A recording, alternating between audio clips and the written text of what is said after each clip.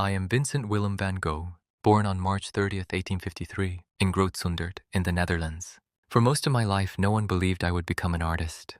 My father was a pastor, and as a young man, I struggled to find my purpose. I tried working as an art dealer, then as a teacher, even as a missionary preaching to poor miners in Belgium. But everywhere I went, I felt like I didn't belong. Eventually, I turned to the only thing that made sense to me: painting. I started late, in my late 20s, teaching myself how to draw and paint. I had almost no money and depended heavily on my younger brother Theo, who believed in me when no one else did.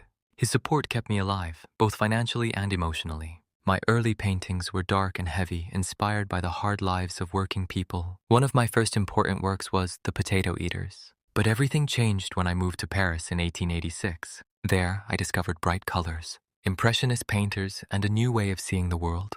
My paintings became more vibrant, more emotional. I wasn't painting reality, I was painting how reality felt.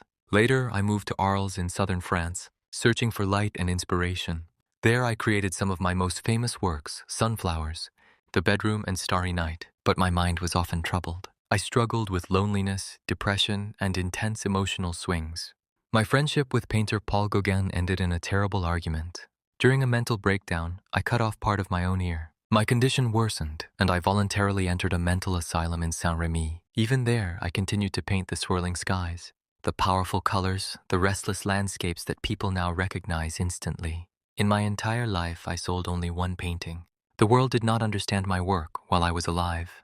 On July 27, 1890, in the town of Auvers-sur-Oise, I shot myself in the chest. I died 2 days later at 37 years old, with my brother Theo by my side.